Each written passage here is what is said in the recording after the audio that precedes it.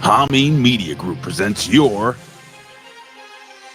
NXT Next Level Wrestling Review with your host, Big Ray and the Vet. So, are you ready? We said, are you ready? Yes, boy! Oh, shuggy duggy quack quack.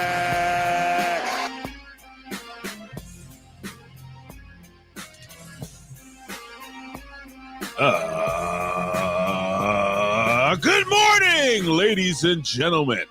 Good evening, good afternoon, or good night, ladies and gentlemen. This is your Next Level Wrestling Review. Wrestling Review, not wrestling.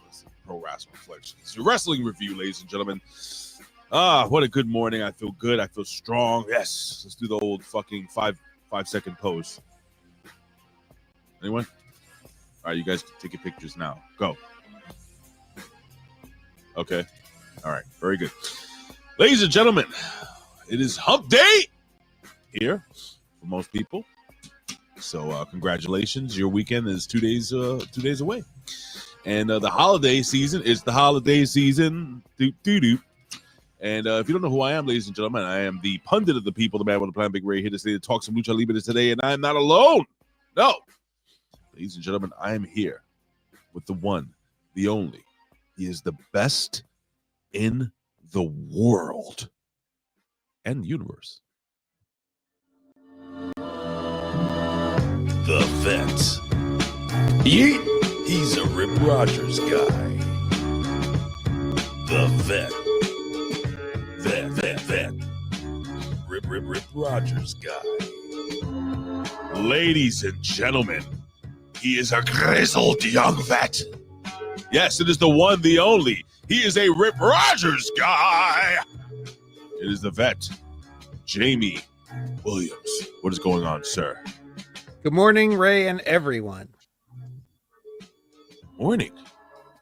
I was off the air complimenting the Vet on his new look.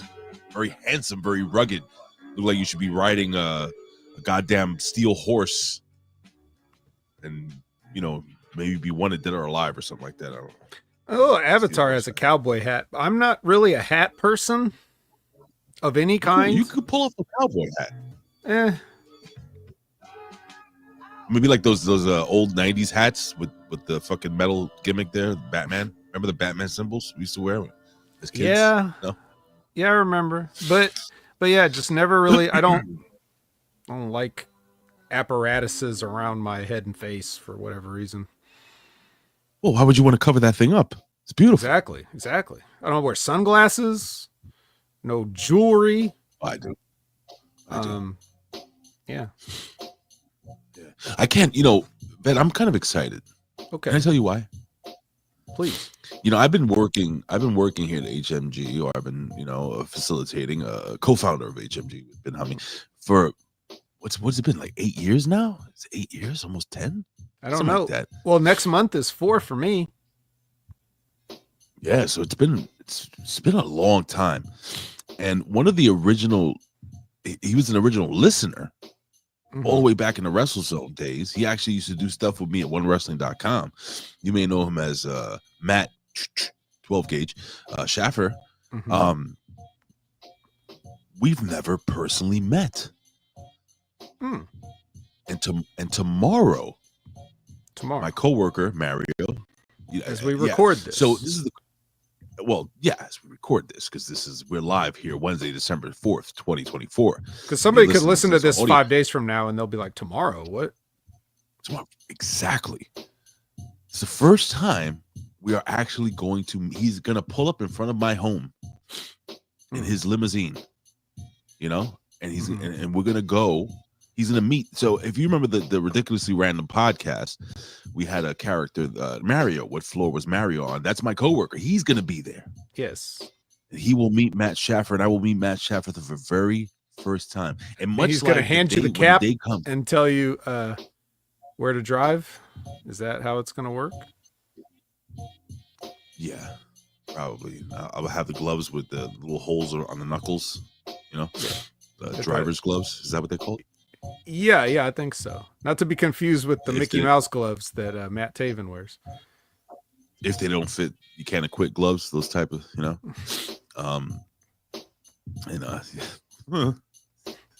gloves are only sitting outside in the rain for like a week.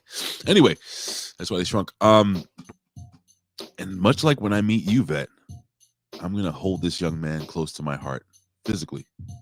We're gonna be cheek to cheek. I'm gonna rub my cheek on Matt Schaffer's face. He doesn't know this yet. Oh. Well, he's gonna feel like the little wetness right here in the corner of my mouth. Mm-hmm. What? I was gonna say. Well, what I was gonna say Not is, the shave. yeah, right. He's relatively clean shaven most of the time. I feel that you're gonna have to shave. I'm gonna. Oh yeah, I don't. Well, if this is a repellent, then perhaps I will look into keeping it. Yeah. So so deep. I've never met MSG myself either, but from what I can see through the screen, he seems like a much more slight individual than I am. So you'll have to be careful. Please don't hug too hard and snap him in half or something like that. Well, he'll be snapped in half tomorrow. Let that resonate with you. Anyway, Vet, it's I'm excited, man. It's the holiday season. And you know what? Even before I play this, I gotta share this with you folks. Let me just lower the music real quick before we even acknowledge anybody. I gotta start off by acknowledging the very first person, because he went on Twitter and he just fucking shredded. What am I talking about, ladies and gentlemen? Well, of course, it is our friend, the dancing one, the handsome one, the handsome dancing Dan Heffron. Oh. And he promised that he would give us a little Christmas cheer. Mm-hmm. And here it goes. Ladies and gentlemen, this is handsome, dashing, slashing, Dan Heffron, slashing on his guitar. What is he playing? Here we go.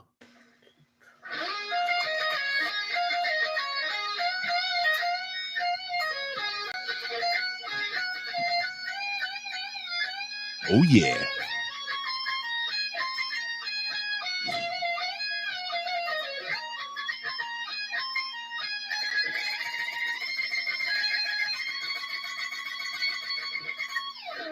Yeah! Acknowledge me. Acknowledge me. You're going to acknowledge me. You there, sitting at home. Acknowledge me. Holy shit. Real quick before I acknowledge our brother in heaven and everything like that, just give Dan Heffron a follow at DHeffron3. That's D as in dinosaur. I was going to say another word. Heffron, HEFFRON 3. And tell him Big Ray and the Vet sent you. Yeah, more like here comes Santa Claus. Jesus. That's good, Vet. That's very fucking good. Thank you. Last week, possibly one of our best shows ever. Just putting it out there. Let's see if we can match the same energy. Oh no! And with that energy, ladies and gentlemen, right in the tank. I'm sorry. No. Oh, it's gonna go right in the toilet. Yeah, like a big turd. But anyway, we're gonna try. Ladies and gentlemen, let's look up to the heaven. I wonder what Christmas is like in heaven. I wonder if the gabagool is extra fresh. What do you think, Vet? It's just you think it's delivered like right away? Every day is Christmas. Every day is Christmas in heaven. And with that being said, we look up into heaven and we say, we know who got the gabagool. How you doing, Media M5? We love you. We acknowledge you, my brother. His gift to us this week was that we didn't have to suffer too much Tony D'Angelo family. No. Not none. Thank God. But not too much. Yeah, well, we'll talk about that then. Kicking off with the windiest of all Chris's, ladies and gentlemen, we call him AKA Chuckles himself. It is Chris Winland. He's asking about who will help Big E out. Who? Obafemi, almost. Trick Williams. Does it have to be a black guy? Yes, number one. Who? I don't know who. Maybe we could talk about that during the during the 3 count. But I will kick it off with a yes, boy, for our brother Chris Winland. We have the thankful one, Mike Vasquez, thanking us for the upload. Thank you, Michael, for always being here and being so thankful. Thank you. The biggest ass in all of HMG, ladies and gentlemen. He says, "What's up, minions?" It is Frank's picklebear ass. He is here. We have cold. I'm congested, by the way, a little bit. Blooded. XXXX. Left the X's out. Oh, we have the very medium Hami Media Group. He's here. We have the Hammer. Charles Evans saying, "What up, chat family? What up, children?" He's here. Hammering things. Hammering out some 50-pound curls, I'm sure, right? I bet you've seen those, right? For a Giant warm-up. fucking guns. You know, those legs he calls arms. Anyway. Oh, boy. What else we got here, ladies and gentlemen? Vet, what are they testing on Lab Rat today? Saying, hello, everyone. Oh, hey. They're testing 50-pound dumbbells, I suppose. Why not? Make sure that they are Hammer approved. But first we pass through the rat. Or electric guitars. Oh, yeah. Testing well, electric. I think we already had those tested out. They work fine. That's true. We have we have the lovely Elizabeth. Yeah. She says she sees the lust in your eyes. Yeah. Yeah. Says, hey guys. And again, ladies and gentlemen, we have the one and the only, the handsome one, the dancing one, the slashing handsome dancing Dan Heffron. Greetings and salutations, my friends. I wish I had the ability to play guitar like that. I have big dick hands, big dick fingers. So you have big hands too, right? That's what they tell me. Yeah. You can palm a basketball, right? Easily. I just barely can. Like I can just hold a basketball. Yes. Yeah, all right. So you got big hands like me. I can't wait to hug you, to feel your hands, grab my face. Say, Ray, you are so handsome in real life. If You do that, right? If that would ever happen, which it won't, but in the hypothetical scenario in which it did, I picture myself kind of like with my arms pinned in so I couldn't use my hands because I'm being, some chiropractic. Oh, like the way Heidenreich, had Michael Cole pinned up against the wall, like that. I don't know if that was a hug per se. It's a hug where I come from. That's just one more reason why it will never happen.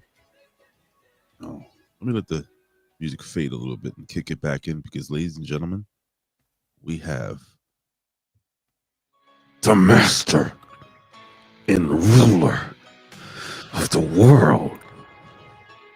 And guess what? He doesn't. I don't give a damn who you are! I wonder if my neighbors next door, the new ones, the Irish folks, if they wonder what the fuck is this guy yelling out the window every single Wednesday at about 11:15 a.m. Who knows? Zane Vicious. Ladies and gentlemen, let me see what we got here. Let me just scroll. We have our man, our friend, the sexiest beard in all of HMG, the mighty Bobo, doing a lot of I can't talk Illuminati things. When you're a little congested, it's very difficult to enunciate certain words, so I apologize. My wife is going through what's called the change of life, hot flashes. So our room is cold as fuck every night. But you have a nice cozy Knicks sweatshirt to wear. I do. I guess I could put the heat on, but not yet. It's not cold enough. It's only 32 degrees.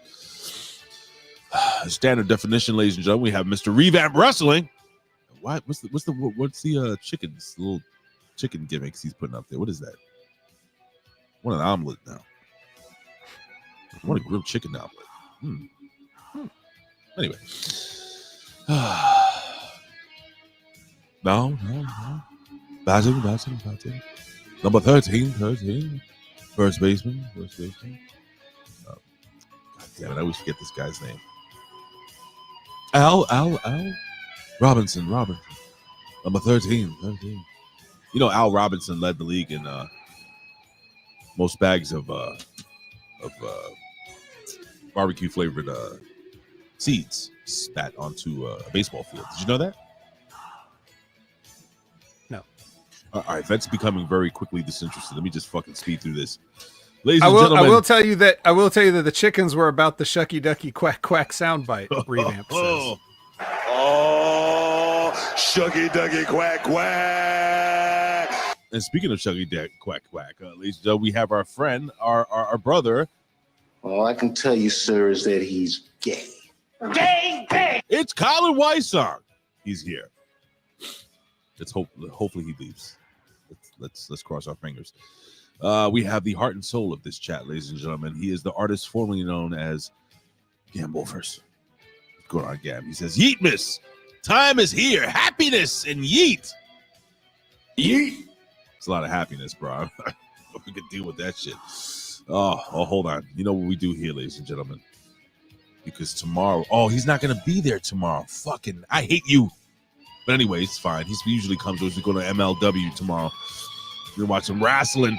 But ladies and gentlemen, we have a man who is magnanimous, a man who is scholarly, a man who is effervescent. He is absolutely glorious. It is the glorious Professor Chalvelo Cruz. What else we got here? We got a lot of people here today, man. What's going on, folks? Good to have you all. God damn it, pal. All right, well, that you do the voice better than me, but it's the 007. It's you gimmick you like a 007 Agent 007. You have to take out Cruz. How'd you do it last week? It was fucking perfect. Yeah, I don't remember. Was I doing the British? Was you I doing the German one? Oh, the German one? Yes. Grus. I don't know. Fuck. No, I said 007. Your assignment is to take down the notorious Cruz. Yes. Yeet. Yeah, that is more like it. Moving forward, that is the only thing you will do during this segment. Does that work? Sure. As long as we can speed it up. All right, let's speed it up. Move it on. All right, ladies and gentlemen, you want to smoke marijuana? Then you have to go to our boy Blaze Nick. Smokes the finest of all greens. He says he missed NXT because he got high. Sounds like a song.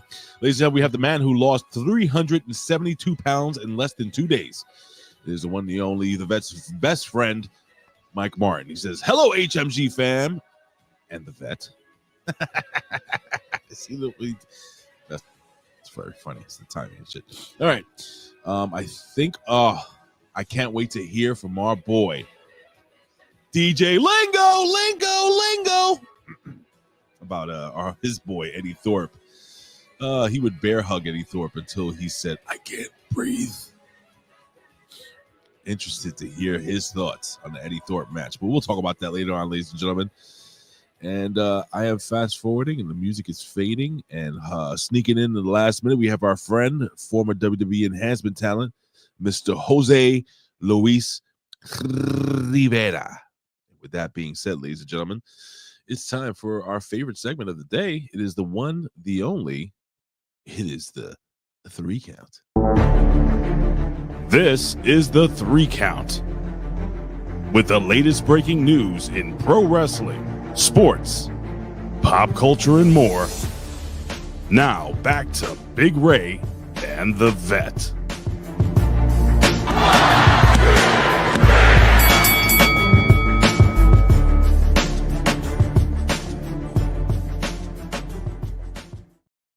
All right, so yeah, man, Bronson Reed, I think he broke both his fucking ankles.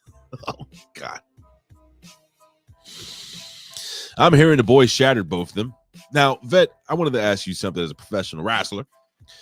When you come off the top rope, when you do a splash off the top rope, aren't you supposed to kind of distribute the weight between your knees and your forearms? Is that correct? Is that the right way to land when you're I mean, it's the right way to land. It's the only real way to land. You could just kill the guy.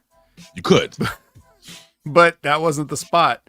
In this case, the guy was the empty table. And yeah, you don't really practice that.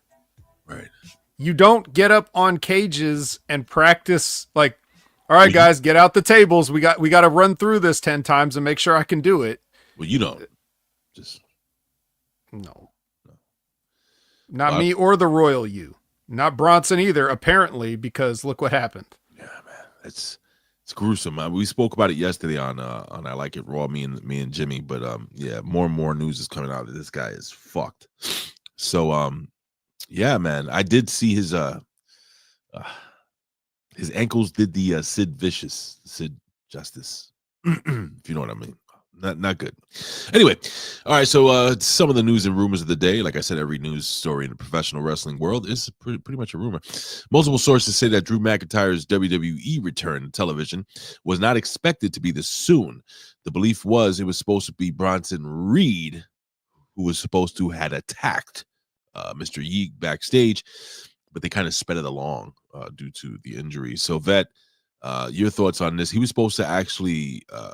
I think he was supposed to show up much later, like next year, but they sped it up. So your thoughts on cutting this guy's vacation short? As far as cutting this guy's vacation short, fuck him. Oh. Second, it was already too long. I mean, you had the cell match, Sure. and Punk came back. Punk did come right into another cage. And McIntyre, if you remember at the end of the cell match, what was the last thing we saw of Drew McIntyre? He was sitting there like, what the fuck am I going to do now? Yeah. Like he had that far off look on his face, right? And they didn't stretcher him out or anything. He seemed like he was fully cognizant of everything that was going on, and he walked out under his own power. So why is he gone? We needed him back. I mean, this is about the right time, but holding him back any longer would have just been weird. Yeah, in my opinion. I agree. It would have definitely and also weird. Sorry. Right. Yes. And also, Bronson Reed attacks somebody else. Like, what is? All right, go ahead, Vet. What is the deal with all these people? Does somebody attacking somebody mean anything? As a matter of fact, it was so refreshing that Big E just walked away sad out of that New Day segment because it was just somebody not getting attacked by a wrestler on a wrestling show that wasn't in a match. You don't even realize, if you have to watch as much wrestling as I do, how many people are constantly getting attacked on every single wrestling show all of the time. It's boring now. Wrestler attacks are boring. It's like the new headlock. Oh, like the new sit down in a headlock thing is now wrestlers getting jumped backstage. Nobody fucking cares. Nobody believes this shit is real. The only time it's real is when Bronson Reed jumps off a cage and snaps his ankles. Both. So who would have cared if Bronson Reed just didn't snap his ankles and then just showed up and laid somebody out on Raw? Ooh. Right. Wheelchair. All right, I'm calm. No, it's fine. I totally get. Man, that is edgy today. I like this, man. Big shout out to the king of 2K24, our boy Aaron Menschlomo, who jumped in late. Yeah, I can't disagree with anything you have to say regarding that. I think it is boring when they keep running the same storyline, and it's not like what the Vet is expressing. For those that don't know, the Vet doesn't just watch NXT or WWE. He watches everything, reviews everything. So you're basically talking about all these different companies doing the same shit year after year, week after week. So, I guess I can ask you, what would you do different? But anything different, I think, would be better than this same shit all the time, right? Well, here's what I'm thinking. Go ahead. If you have a wrestling program, and you can't, like, WWE can't control what everybody else does. So if TNA has a bunch of wrestler attacks and AEW has a bunch of wrestler attacks and MLW has a bunch of wrestler attacks, which you're going to see tomorrow, and if any of the other companies have all these wrestler attacks, and Raw, the only time they do this is when there's a mysterious somebody hurt Jey Uso, and then at the end of the show, he attacks Sami Zayn. Right. And then it's revealed to be Drew McIntyre, but no one else ever gets attacked, and this is a special thing, then that's an okay thing to do once in a while. Right. Quick shout out to Sonic the Hedge Rat, who just jumped in late as well. All right, man. Same old storyline. Drew McIntyre is back. Nothing really more to add. That's Drew McIntyre in a hoodie. It is Drew McIntyre in a hoodie. Hey, there are also multiple sources that say that Gunther is he's about to or has already signed a multi-year deal with the WWE, which is that's just fucking obvious. Very duh. I'll put over the vet, man. He is the one and the only that actually kind of put me on to Gunther before most of the masses knew who Gunther was. He used to be fat and had a different name. He was Walter. He had green hair at one point. If you remember, you always talk about the Dragunov match I told you to watch. It was awesome. Incredible. Fucking incredible. And it was in front of no one.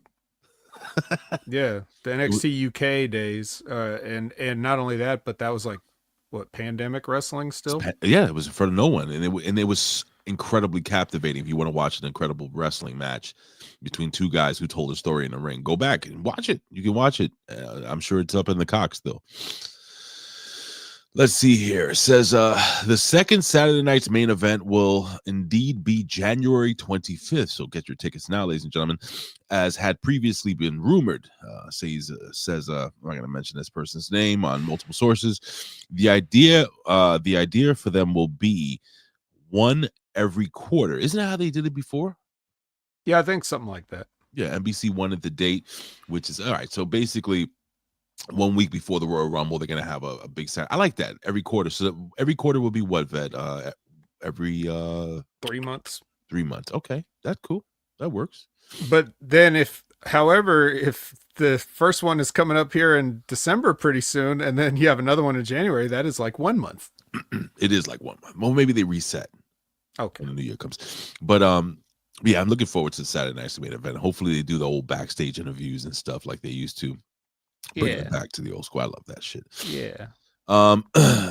There's also some news that perhaps Sheamus has a cracked rib after being beaten about with the shillelagh during the match. I think it's a worky McWork, I guess you would call it. But I don't know anymore, which is good. I like to think that some of these injuries are real, some of these injuries are fake.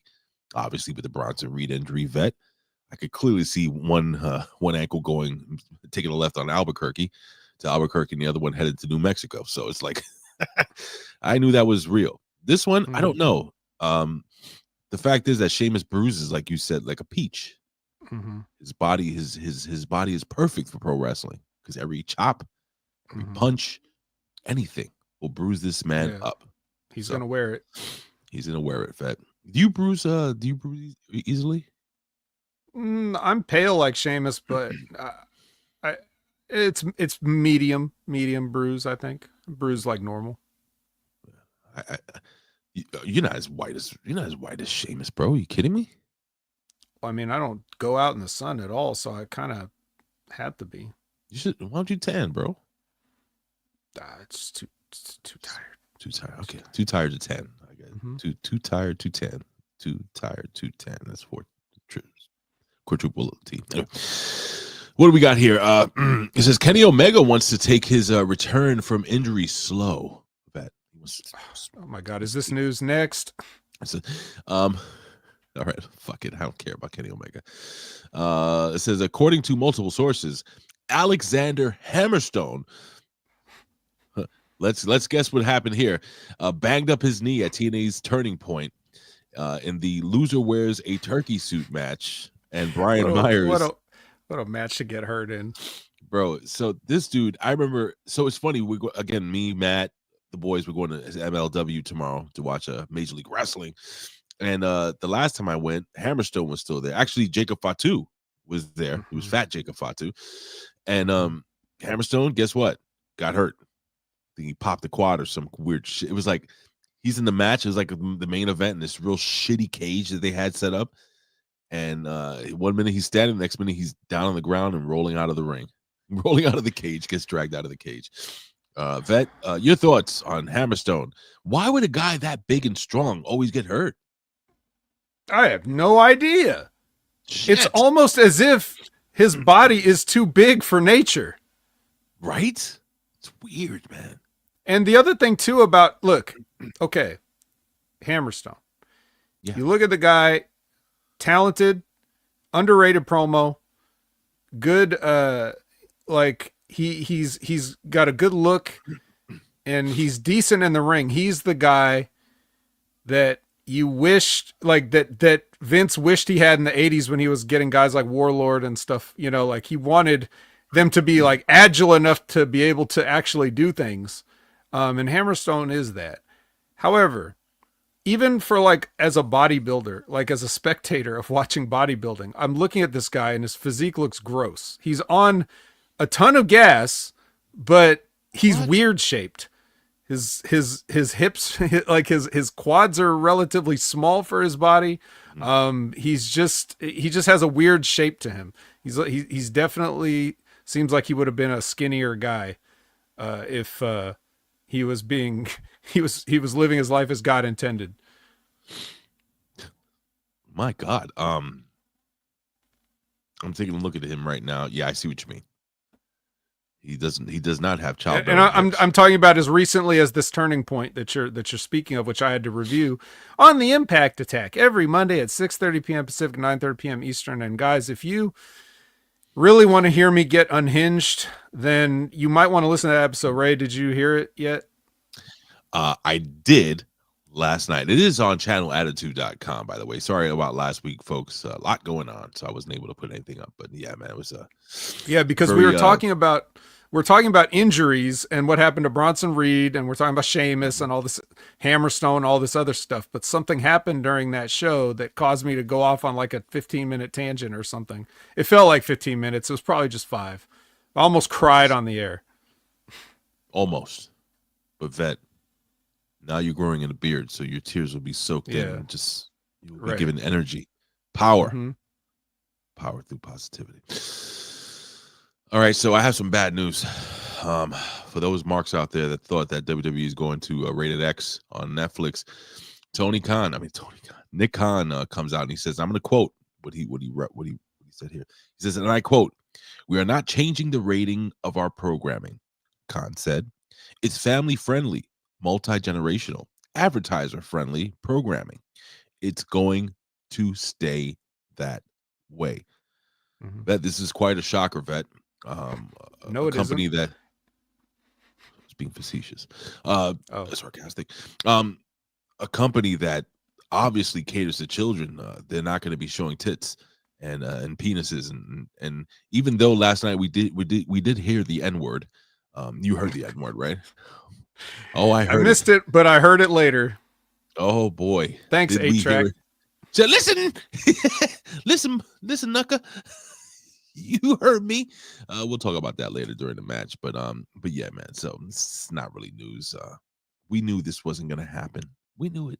And if it has an NC-14 or whatever the hell rating it is, it's because of the library of stuff that they had prior before that with puppies and all that other bullshit.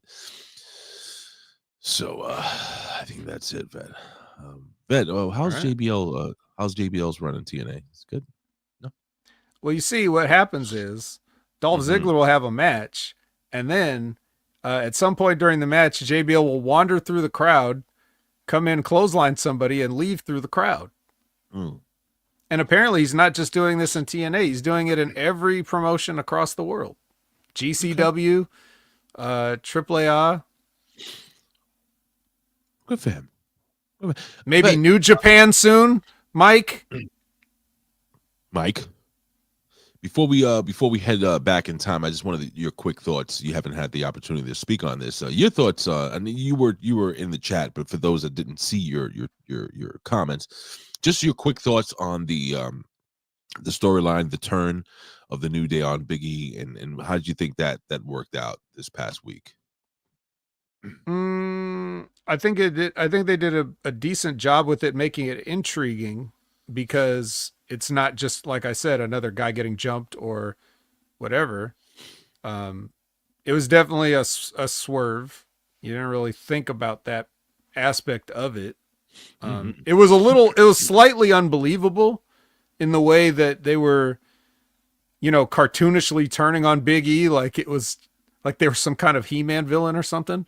It was very comic book. Like Woods is like, "Now get out of this ring and we'll call you if we need." Like, dude, basically. Yeah, and Big E's just like he's sad. Come on, did you not want to sad hug Big E was sad. Big E breaks your heart, doesn't it? He Like he did just break my came back to he went for the hug and everything. He's like, So it's a new day. Yes, it is.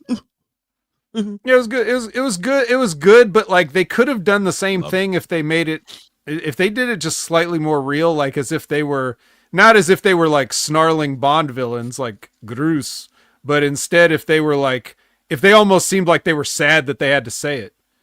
It's like instead of me like, where were you when we needed you? If he was like sad, saying like, we needed you here, Big E, you weren't here. You were with you're with your woman, taking God knows what kind of photos or whatever. Like if they just toned it down a bit would have been better. That would have been my note.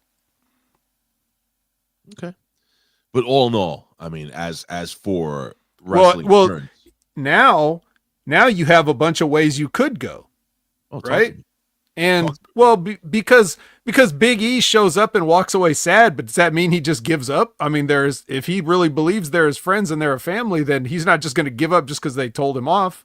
So he could come back and be like, I'm going to manage you guys anyway. Or they could just continue. He could always show up in the corner. Yes. Right.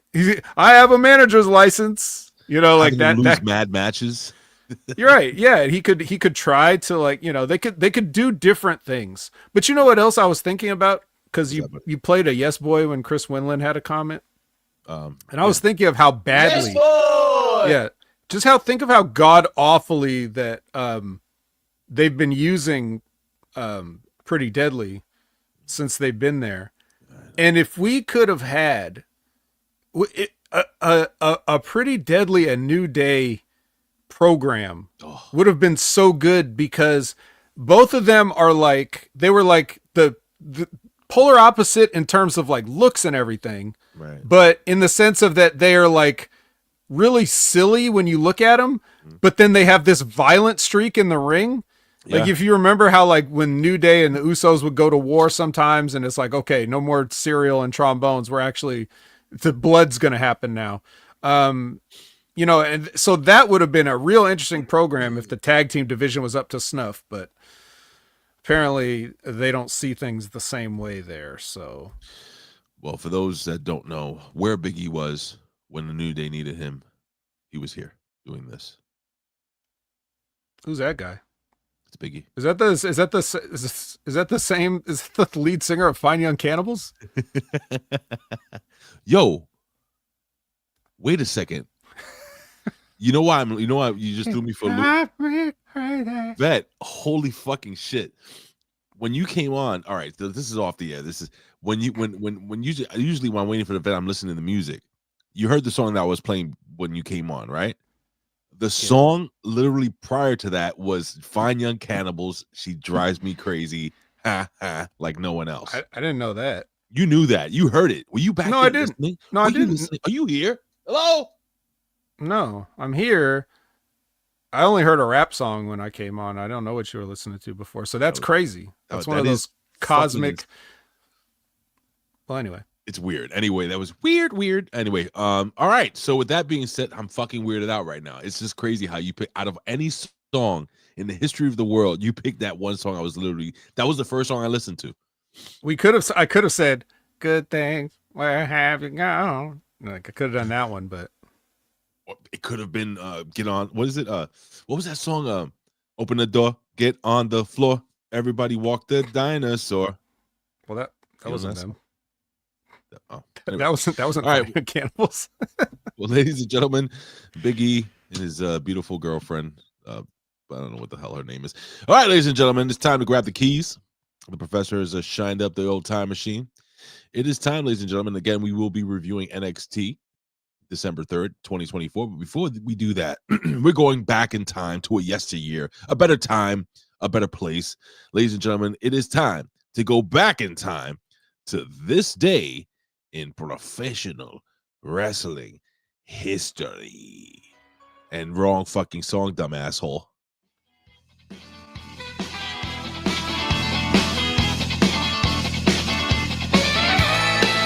Will you stop?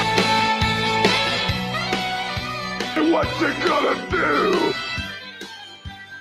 Movies. All right, ladies and gentlemen, we are back in the day, going back in time. That's how it sounds when you go back in time. And we're going all the way back to December 4th, 1990 something. Ladies and gentlemen, we are going all the way back to 1991. Big Ray had a little Jewish girlfriend with big boobs. Her name was Lauren, and she was a makeout queen. That girl has some. She could just make out for days, dry humping and everything, ladies and gentlemen. 8 days? 8 days. 8 days and 7 nights. Remember the old days of dry humping? Those you got the old burn marks on your gimmick. Anyway. Burn marks and blue balls. Yeah. Anywho, my God. I'm just trying to think of the last time I had blue balls. I can't remember. Do you remember, Vet? Now, if you knew this. Anyway. Yeah, no. No, Vet wouldn't. No, okay. Teen. No, it might have been like my early 20s. Like when I remember going to a movie theater and this young lady I was with, she gave me some good old fashioned. I mean, the blue balls were rectified later at a later date and time. Got it. Anywho, let's go to 1991. After winning the WWF Championship back from The Undertaker in a controversial fashion at the Tuesday in Texas pay-per-view, Hulk Hogan was stripped of the title. What? By on-screen president. What do you mean on-screen president? He was the official president, Jack Tunney, the great Jack Tunney. The belt would be awarded to the winner of the 1992 Royal Rumble, who wound up being with a tear in my eye. Ric This Flair. is the greatest moment of my life. Oh, greatest. Vet, you have any thoughts on this, man? 1991. Like, how did you feel? What a pussy the Hulk Hogan was about that whole. Did you remember Ric Flair? No, the tombstone thing.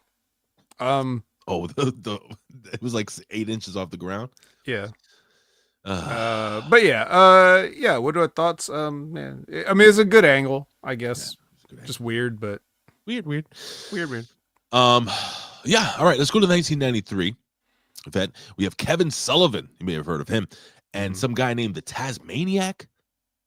Don't know who that is.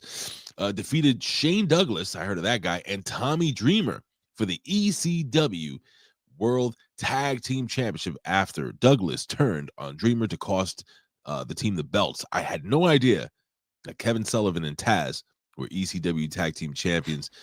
Vet, from what I understand, you are a huge Kevin Sullivan fan. You pattern a lot of your moves and your ring psychology as per Kevin Sullivan. Your thoughts on this title reign by the great Kevin Sullivan? Brother, take the fucking money. I ended up really appreciating Kevin Sullivan for some reason more as he was older, doing the podcast and like listening to his thoughts on the business. And Kevin Sullivan apparently was a pretty awesome guy, so God bless him. He's up in heaven with our boy Media M5, who got the gabagool. Hopefully Kevin Sullivan is slapping him across the chest. Let's go to 2000, Vet. In the year 2000, on Monday Night Raw in East Rutherford, New Jersey, William Regal won the WWF European Championship from the late, great Crash Holly. Anything to say about these two? I mean, no, it's certainly not. I mean, yeah, the great Crash Holly and the great William Regal, but this match I don't remember at all.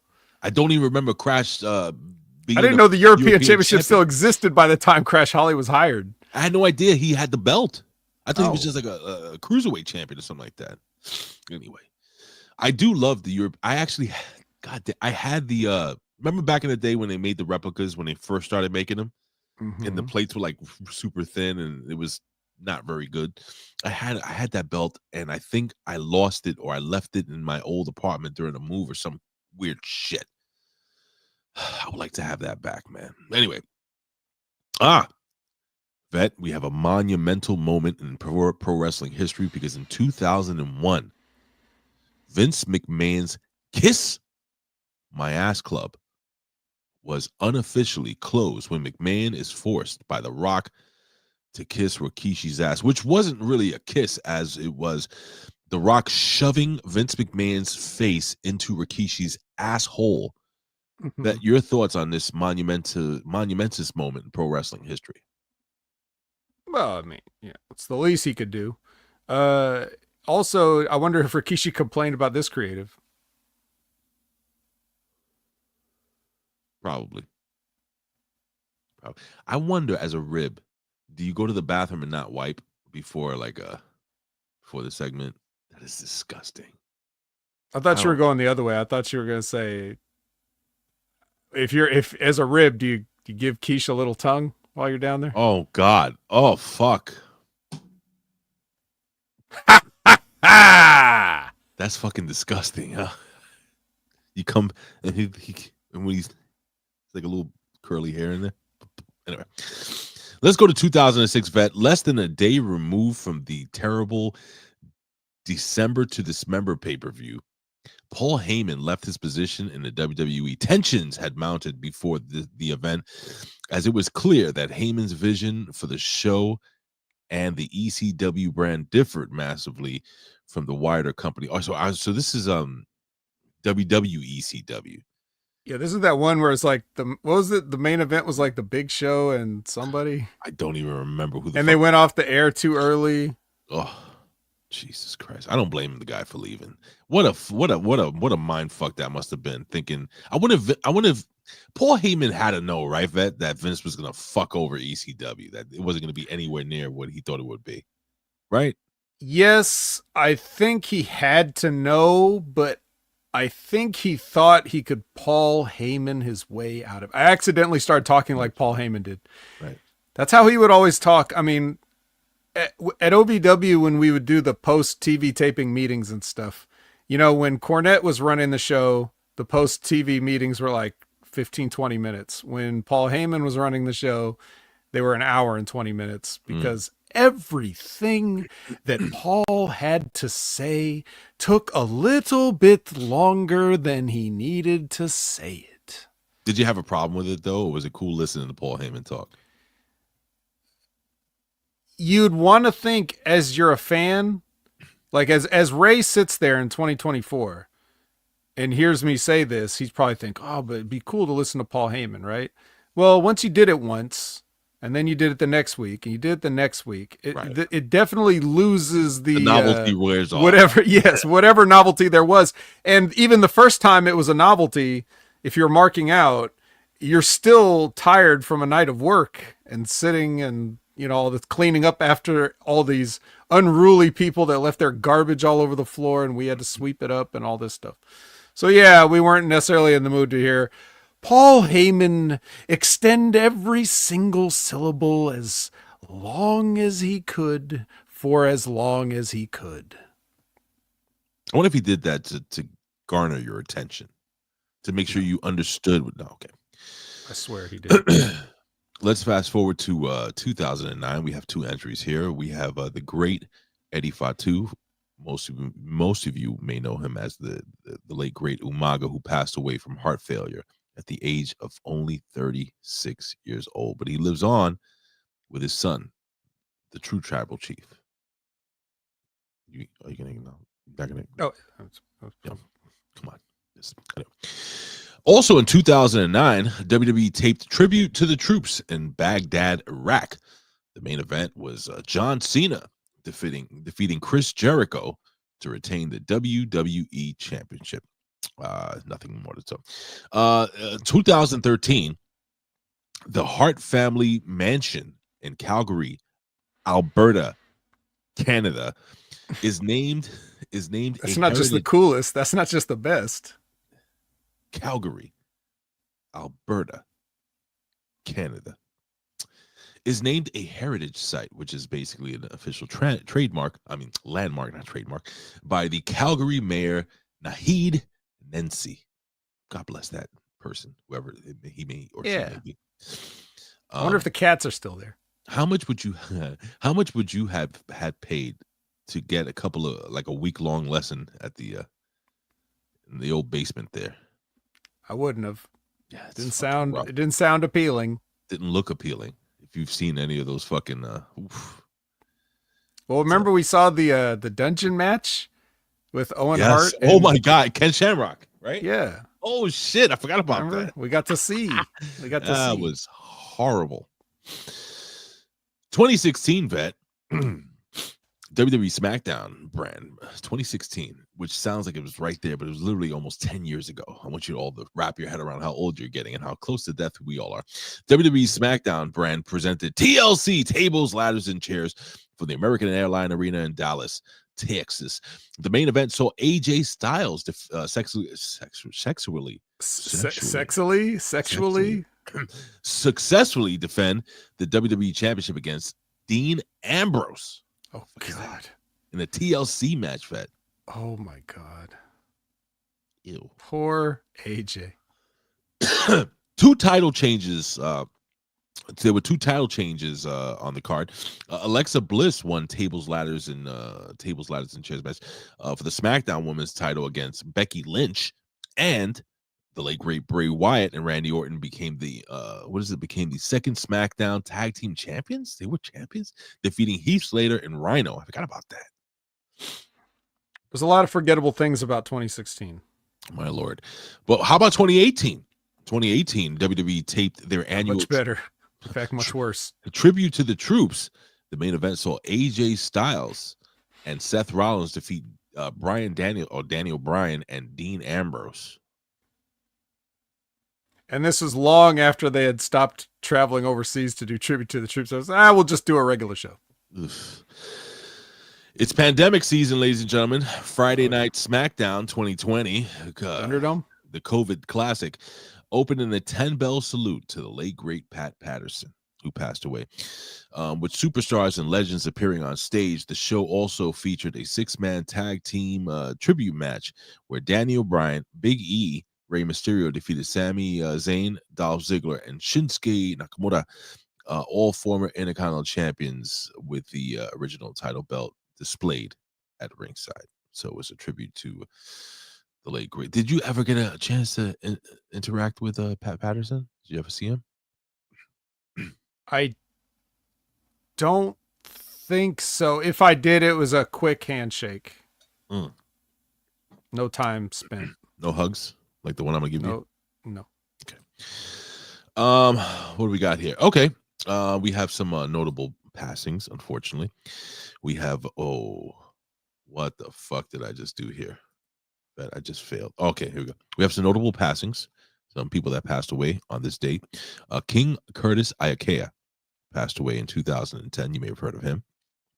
We have the late great Umaga, who passed away again in 2009. And in 2008, I'm unfamiliar with this name, but a gentleman by the name of Steve Bradley. I guess he was an independent professional wrestler, early career pro wrestling. Oh, he did work a little bit in the WWE. I guess he was an enhancement talent. So, God rest his soul, the late great Steve Bradley. We have some notable birthdays. I'm gonna mention this name. This will bring it back. Sylvester Terkay. Remember him? The original MMA guy? Was that what he was? Yeah. Well, not original, but he definitely was one of them. Hey, friend of the show, Victor. It's his birthday today. Oh, it's Rick. You better go on Twitter right now, Vet, and be like, "Happy birthday, Rick Victor," on behalf of the Next Level Wrestling Review in HMG. All right, I will do it. I gotta tell you something, bro. I find this woman to be fucking stunning. She's one of my favorites. Brooke Tessmacher. Tessmacher! Anyway. She is 29 years old today. She's gorgeous, man. 1984. Yeah, she's still good to go. 29. Yeah. The math adds up. Why not? And last but not least, Hiromu Takahashi. You know what that is, right? Mm-hmm. You like the Time Bomb. The Time Bomb. Chinese karate wrestling legend. With Daryl. from Korea. You know Hiromu. Yeah, Daryl, his brother Daryl, and his other brother Daryl. No, the stuffed cat Daryl.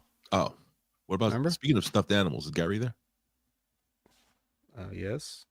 Ladies and gentlemen, acknowledge Gary. One's in the chat. I'll give you 2 seconds. 1. A long 2. 2. That's a Paul Heyman 2. Ladies and gentlemen, that has been this day in professional wrestling history. Boobies. And what you gonna do? Will you stop? What's your name, fella? Triple H. And ladies and gentlemen, you know what time it is. It is time to come back to 2024, almost 2025, as we are in December. Ladies and gentlemen, it is time to talk some NXT.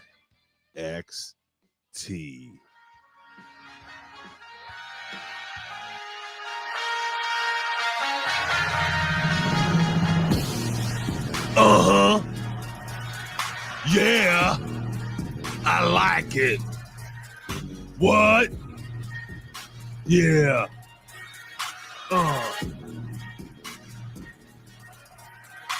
All right, ladies and gentlemen.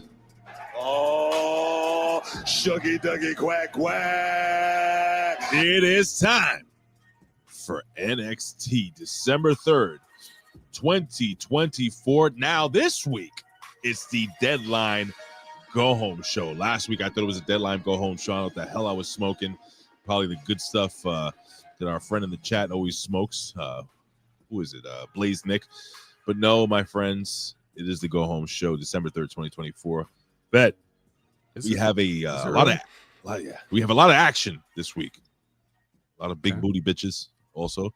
And we have the N-word said on live television, ladies and gentlemen. I will not be Not since Vince McMahon. I will not Has be pro wrestling scene this. What's up, man? Manaka? Oh my! Do you remember where you were when Vince McMahon said "was good in the hood"? Probably watching. Keep it up at home. Manaka. I was like, what? Why? And he walked away like, oh, I said it. I got the pass. Does Vince McMahon get the pass? I'm just wondering. No. Absolutely not. All right. I don't think anybody should get the pass. It's not a good word, guys. It's just not good. Don't say that word.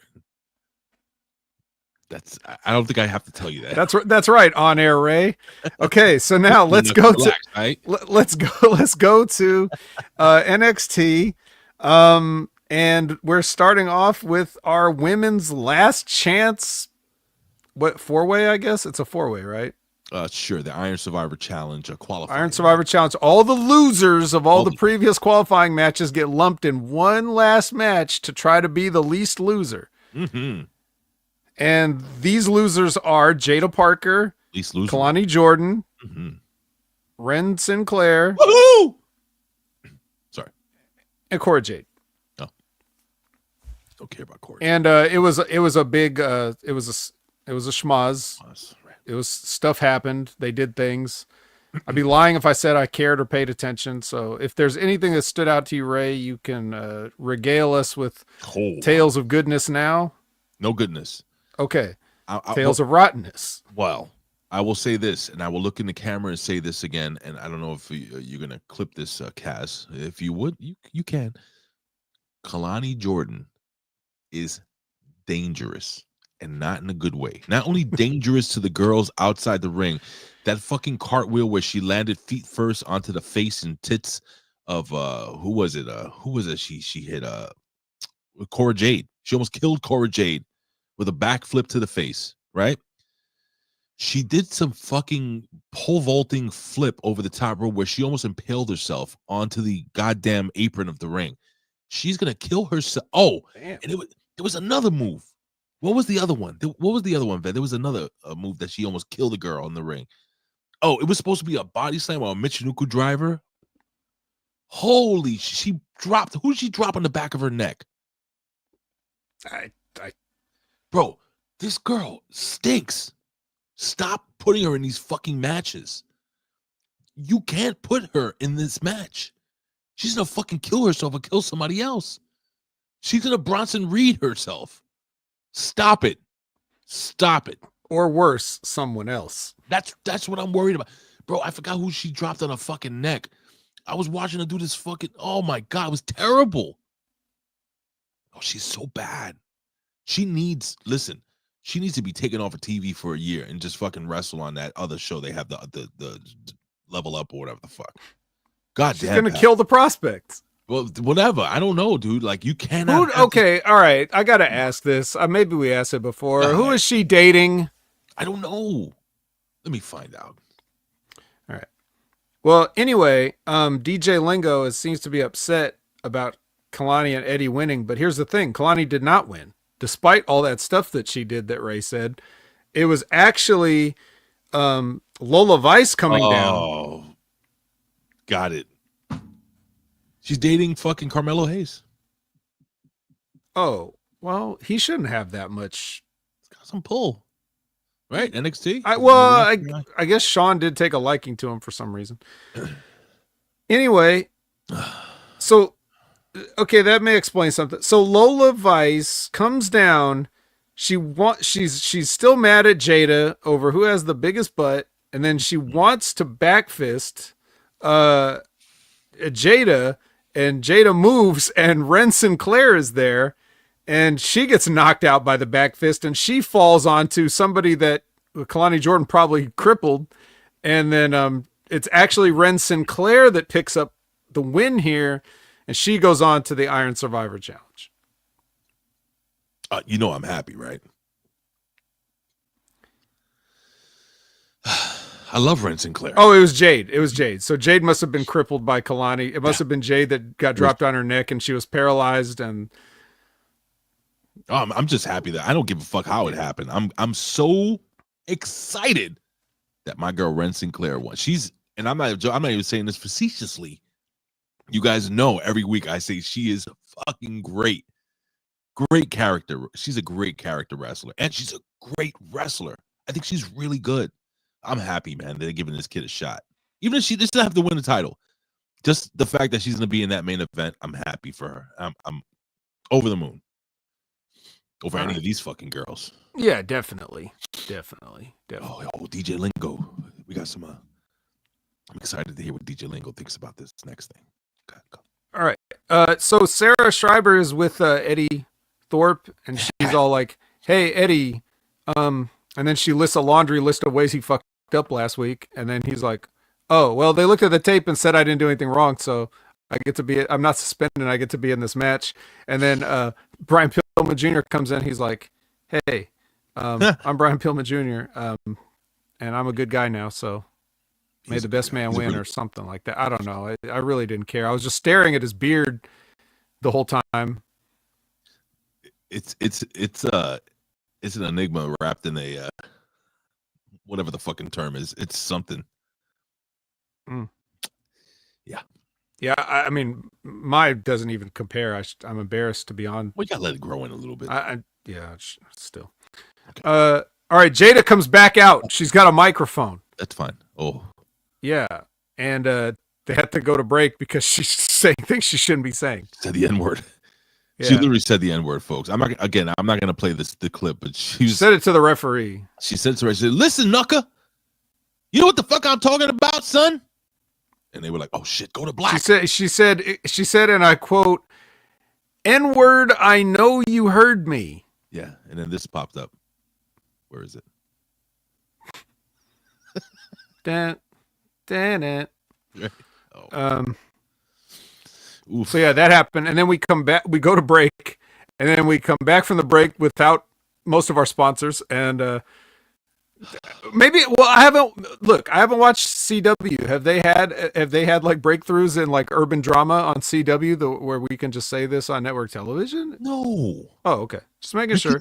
You can never say that on television. Just making sure, except for all the times people said it. Actually, do you remember that 90s? There was a 90s family sitcom. Was it with Damon Wayans? I think it was Damon Wayans. They had like a family sitcom, and then the little fat kid was the son, and he kept throwing around he actually was throwing around the N-word, and it was like It was a special episode. Yeah, it was a special episode, where he says we learned a lesson. he says it, and you hear the music, and the close up of the parents looking at each other like, we failed him. Anyway, you had to be there. Yeah. Yeah, we had to be there, but here we are. She's back and she's still cussing, and she's angry. Yeah, and then Ava comes out and she's like, "Hey, you're gonna get kicked off our new station," and then Lola's like, "Yeah, you're gonna get us kicked off our new station," waving her ass all over the place, and then and then she calls her Susia, which means dirty, but the female version, and then she gets elbowed by Jaida Parker. Jaida Parker elbows her. Oh yeah, it's lovely. So what happens next? Dion, Lennox, Karate Carmen, and Brinley Reese are sitting in the couches. Dion is actually not sitting on the couch; he's sitting on the end table in between the couches. And anyway, they're chatting it up, and this is the CW programming we are getting. And then there's a delivery of a bouquet of roses for Karate Carmen, and they are from Ashanti the Adonis. Aw. Oh. And I see this and I'm like, where's all the fucking karate? Well, this is very 90s sitcom-y this week. She gets the flowers and you hear her go, ooh, all the people in the live studio audience. Oh, no. They should have. You have to see what's in my mind. It's weird. All right, so this is crap.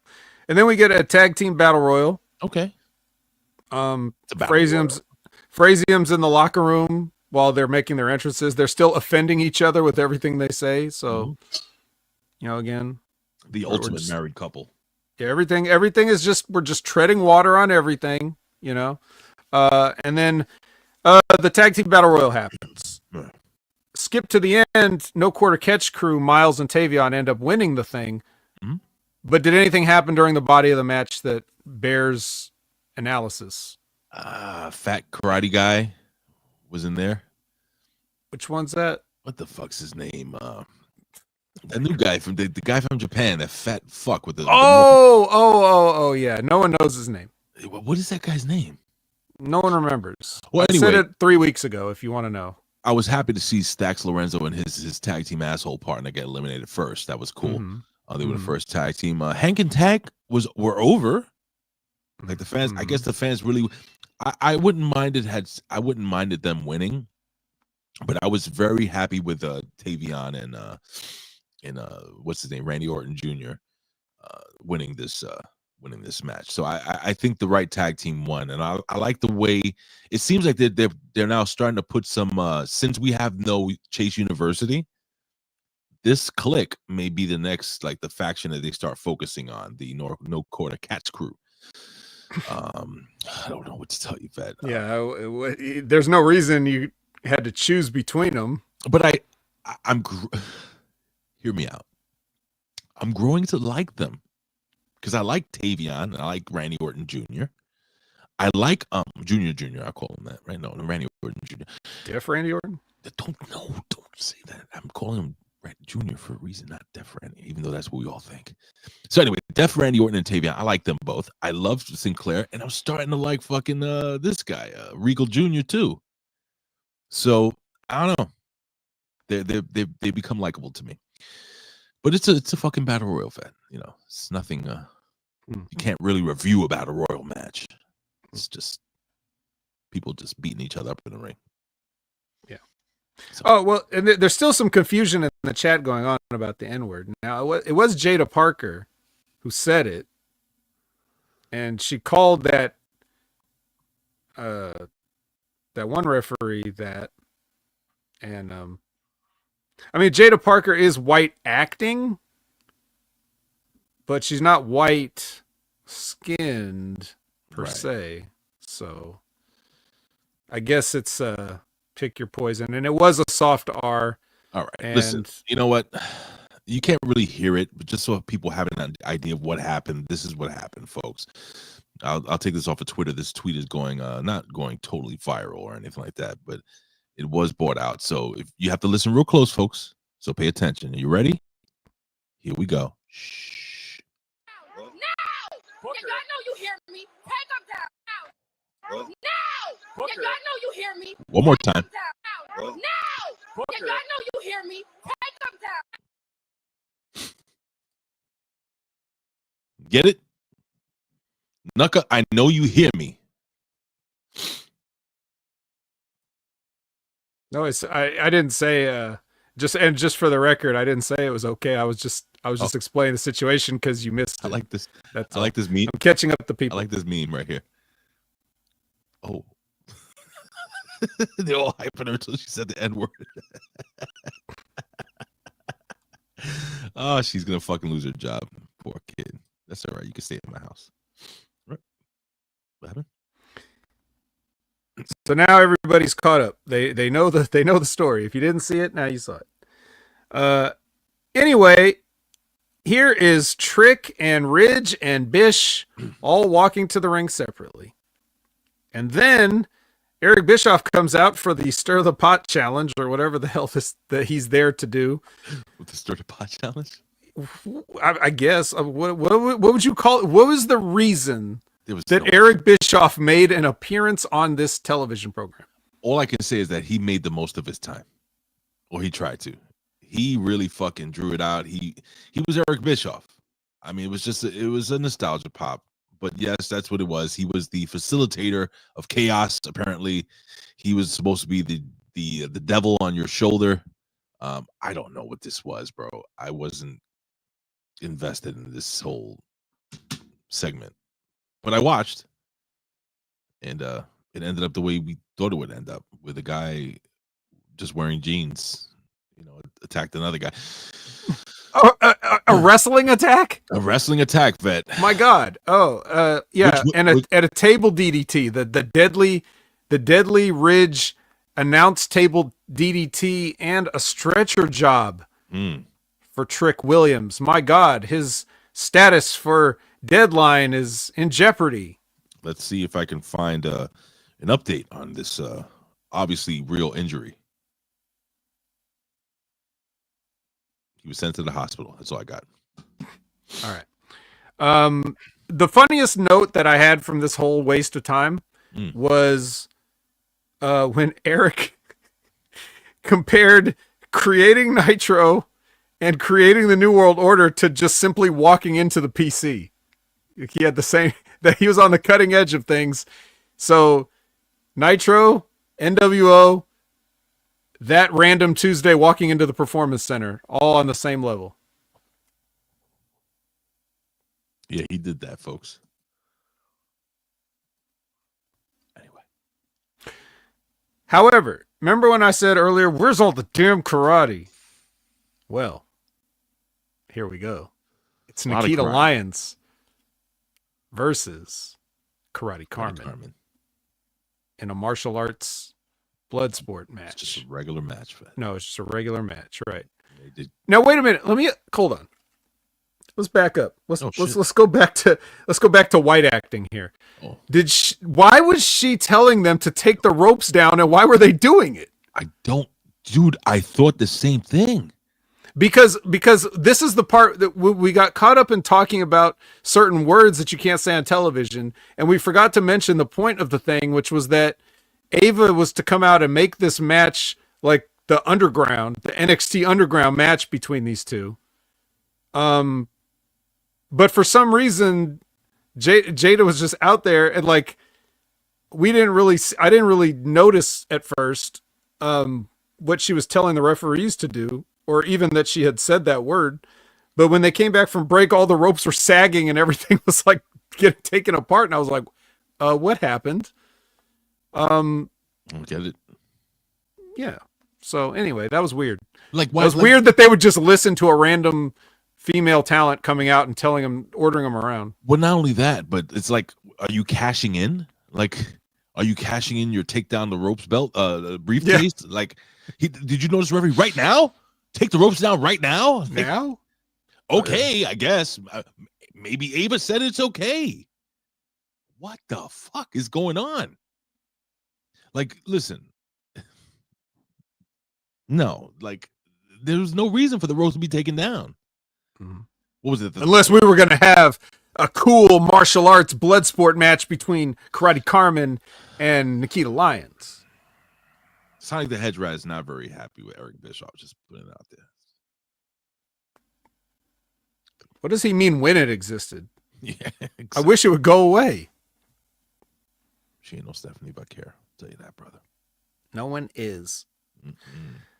So anyway, Ashanti the Adonis comes out because of course he has to. And this then is so fucking dumb. Yeah, he gets bipped by Lyons off the apron, He and pushes, then he saves Carmen Petrovic. He obviously saves her. She had to see what happened. Anyway, go ahead. Continue him. well after this this awkward interaction between this man and this woman the size of a man, Carmen hits the silent slice. Yeah. For the win. A rare Carmen television win with a martial arts kick. The karate move, yeah. But see, we forget about the whole match and the karateing that was going on because she wants to know why he pushed her. So now she's mad at him because he pushed her. What is wrong with this fucking woman? I think they only talk once a week. So it's very confusing. She's like, why did you push me? You pushed me. Like now, so now what is this like violence against women? That type of thing? Like she thinks he's an abusive boyfriend, potentially? I don't know what this is. Stop this shit. Please. Oh, for the love of God. Stop it. And then on top of that, dude, this character of what's his face, Gimmick Schnabitz, Gimmick Jones, Ashanti, he shouldn't be attached to one woman. His gimmick should be he's sleeping around with everybody. Yeah, but even if that was his gimmick, he would still tell each of them that he's not. I know, but I don't know, man. Like Didn't you see Def Jam's How to Be a Player starring Bill Bellamy? Of course, Bill Bellamy. A name I totally forgot existed. The man who blocked Lisa Leslie's jump shot into the backcourt when they played MTV Rock and Jock Challenge and forever made a joke out of women's basketball. Oh well, women's basketball has been a joke forever. It still is, by the way. But yeah, so I don't know, man. I just rather see Ashanti like he sleeps with all the women, and then like the gimmick is that the women actually find out, and that's how they get into fights. You know, that type of thing. But like, he shouldn't be in love with this one stupid karate girl. And let me tell you something, guys and gals. Remember, I said this here before we finish up with this segment. Nikita Lyons, I believe, is on her way the fuck out. She got kind of silent slice. She got kind of like the in-ring, kind of half the entrance. Next week she'll just be in the ring. You know what I mean? Yeah. You know what I mean, bro. So I don't know, man. Nikita Lyons, fist raise. And listen, I'm not trying. Listen, guys and gals, I'm not one to talk. I'm a fat son of a bitch, but my God, it seems like she gets bigger every week. And then you wonder why her knees explode every time she wrestles. Sorry, it's the truth. She could. I mean, if she converted to like a parade float, I know we just had the Macy's parade not too long ago, but if she converted to a float, that would take a lot of pressure off her joints, I think. The float would be her doing the split, right? Which they took away from her. Yeah, stop doing that. Because she's too heavy. She'll be killing girls. Yeah. The Mohawk Bros and Big Jack say hello to Dark Paxum. So dark. And Gigi. Mm-hmm. And then we see a little skit. Everything's coming up, no quarter catch crew. They have a nice little meeting, you know, like stuff's on the rise for them. I'm happy for them. I mean, Charlie's already got the cup, so that's all that's left is for Wren to take that title and for Miles and Tavion to get those tag team championships, and then we'll have a new dynasty on our hands. I would like that. I'm just saying. Yeah. So I disavowed this next match, but go ahead. Oh, okay. Yes. Yes. Do you guys remember Izzy Dame? No one does.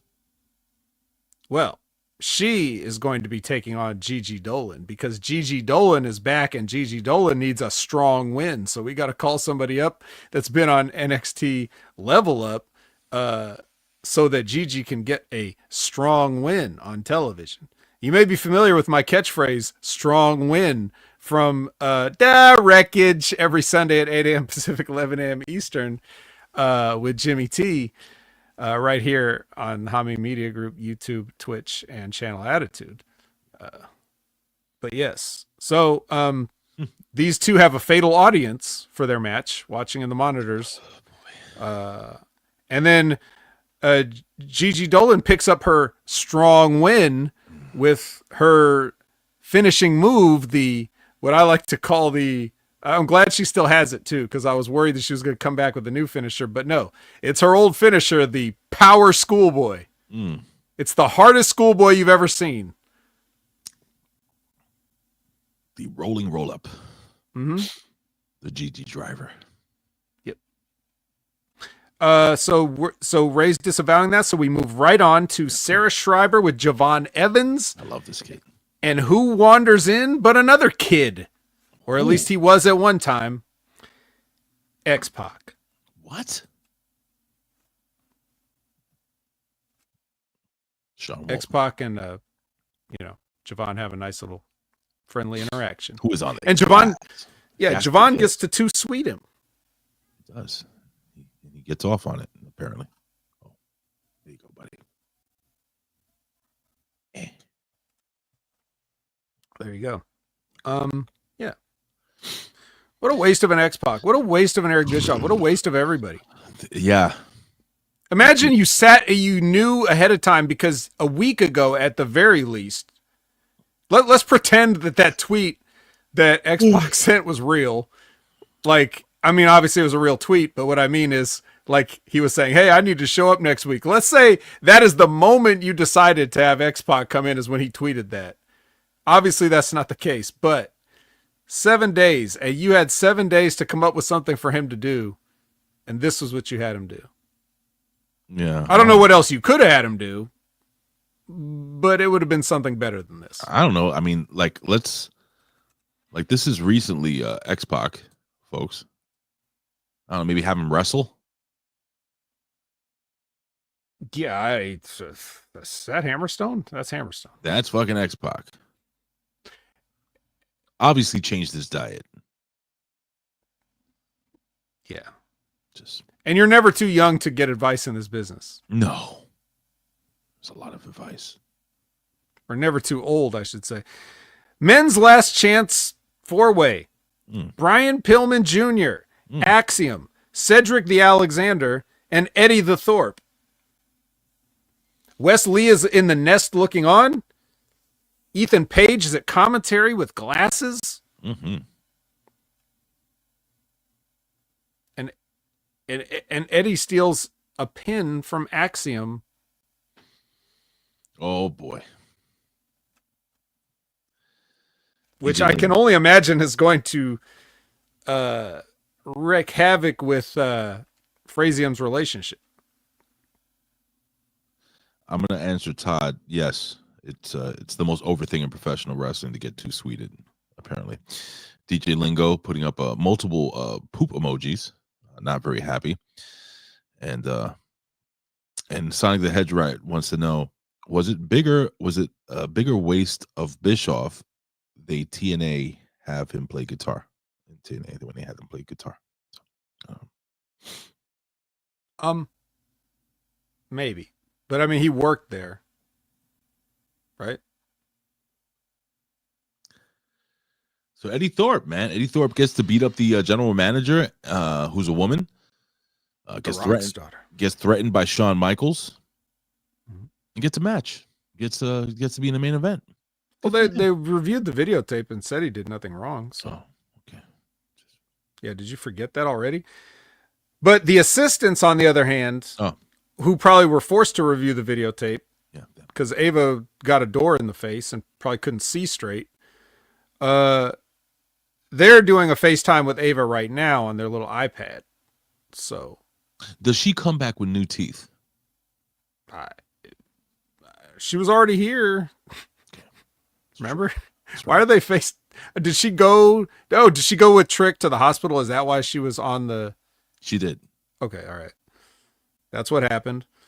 And then we see Dark Roxanne walking down the hallway. Oh yeah. And then we see Cora Jade. Now we're back in the assistant's office. They're handling the show now. Cora Jade is bitching at them. Eddy comes in and puts himself over. And then that's it. And then we go to our in-ring with Dark Roxanne. And then it becomes a hit everyone's music segment as a parade of ladies come out. Sol Ruca comes out. Zarya comes out. Why not? Stephanie Vaquer comes out. Look at her. So Todd can relax. Yes. And then Julia comes out. So we have a nice parade of talented ladies. And of course, what do you think happens when you get all these ladies in one place, Ray? I don't know, a deep discussion on the philosophy of professional wrestling, what it means to be a champion.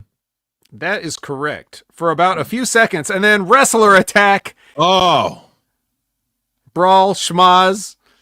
And Dark Roxanne is like, fuck this. And she leaves. Yeah. And then who's waiting for her but Wren Sinclair with a big forearm strike. And she holds the belt at Roxanne. Like, look at this belt I have. It's your belt, but I'm holding it. You got to hold it. Belt hold. End of the show.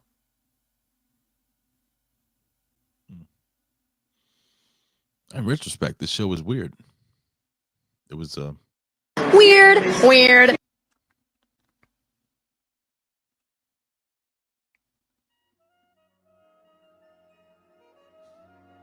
I don't know if that. Okay, so any takeaways from this week's episode as we head into Deadline, sir? Number one women's promotion. Well, I guess next week we'll be reviewing Deadline. It's more wrestling. I hate more this. Wrestling. Oh, and it's Saturday night's main event this week or next week? I ain't reviewing that. Oh, yes, you will. Yes, you damn well will. HMG's adding a bonus show. We know that Brandon will be live with his Yeah, pal. Whoop whoop. Where's Brandon? Is he here? Anyway. Well, folks, I don't know. I gotta do some laundry. That doctor's appointment tomorrow. Then wrestling. MLW with Matt Schaffer. What floor is Mario on? He'll be on the floor with us watching wrestling. Street floor. I think who limo else driver. I think Billy Ray Valentine's going. Who else is going? I don't know who else is going. A-Track is going. Be saying the N-word a lot. He can say it. Oh, he sure can. Anyway, Nuka, what you got going on, brother? Well, you know me. I'm ad opinion haver everywhere if you want to find out what I got going on.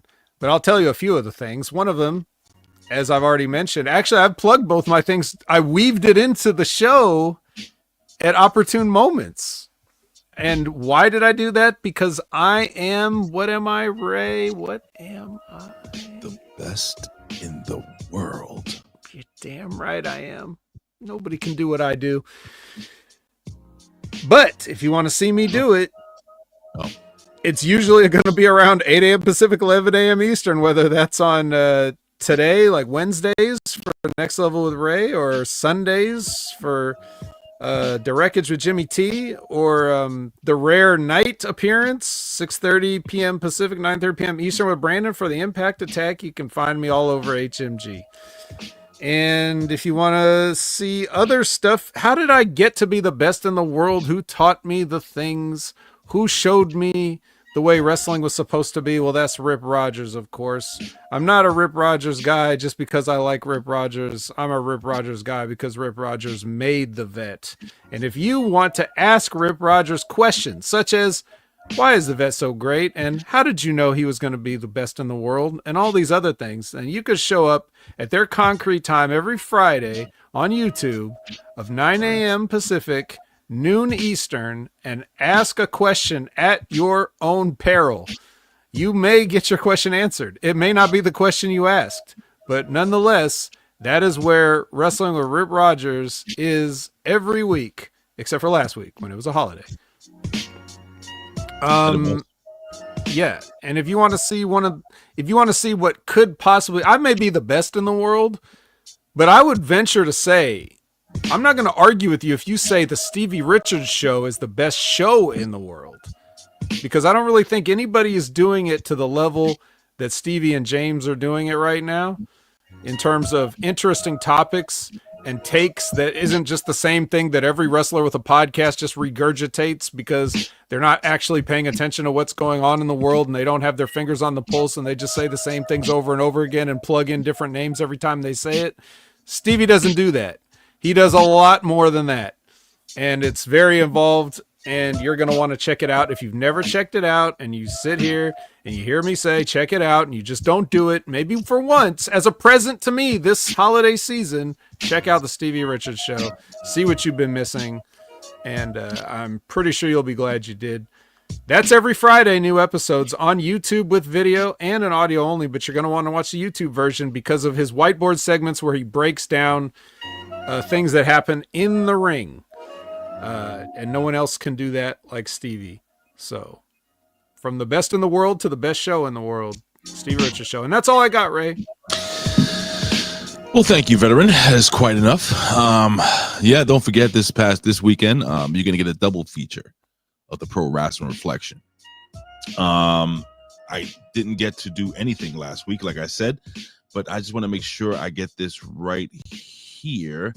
Okay, so let me just look this up real quick. I want to make sure. Okay, so on Saturday morning, you're going to get a Pro Wrestling Spotlight, and Tommy Wonder, the professor, will be talking about the greatest referees in pro wrestling history. So it's an ode to the celebration of pro wrestling referees, or referees in the professional wrestling history, and I will guarantee you that they will mention Horseface in AEW. Probably. Where's John Cone?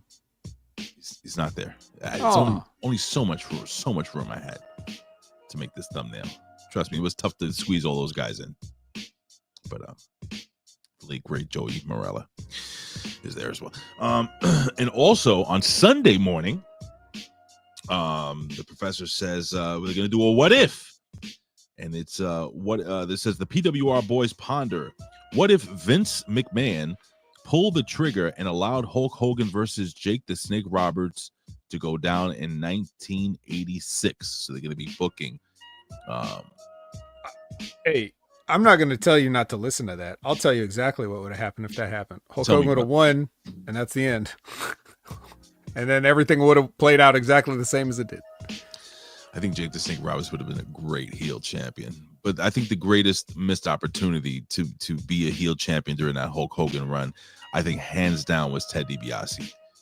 I think he should have had the belt. Hogan should have chased at least for about 2 or 3 months, where DiBiase, held on to that belt by the skin of his teeth with Andre's help and whomever else, Virgil and shit like that. That's hands down one of the biggest misses in pro wrestling history, in my humble opinion. And yeah, I think that's it, man. What else we got here? We have Big E and his girlfriend here again, and that's about it. Listen, I don't really have much to say, but thank you very much for joining us here this week. Again, go to channelattitude.com, channelattitude.com for all the replays, ladies and gentlemen. Don't forget, before you leave, hit your like button, hit the share, the replays and stuff like that. Go back and check out this show with me and Jimmy T, because we were joined by Michael Jargo, Dr. Michael Jargo, and it was just synergy, man. It was just like riding a bike. He's God, I wanted to jump on that show so bad. You should have. Nah. I actually, all jokes aside, I was expecting to be like, yo, send me a link. I was waiting for it. I kept looking at my phone. But I'm not gonna do that. I was gonna let Jargo shine. Oh, Jargo. And he did. He's fucking great, man. Great. Just fantastic. The man with many dogs. Well, a dog with one penis. One big penis. Yes, we had dog penis on the show. What am I talking about? Go back and watch. Ladies and gentlemen, I am out of here. I got a lot to do. And I'm looking forward to tomorrow, man. Vet, have a great day. I want you guys to have a great day. And it's hump day. So your weekend's 2 days away. It's almost Christmas time. Yeah, it's true. It's very damn true. We're out, guys. We're out. What's your name, fella? Triple H. Big ass titties. I don't know, I just feel like playing that. Yeet. This is a Hustler Rep Rogers. Yeah, it's fucking me. Yeah, and listen to the fucking Hameen Media Group. That's Ben Hameen Media Group from Rip Rogers. Go get him and go fuck yourself.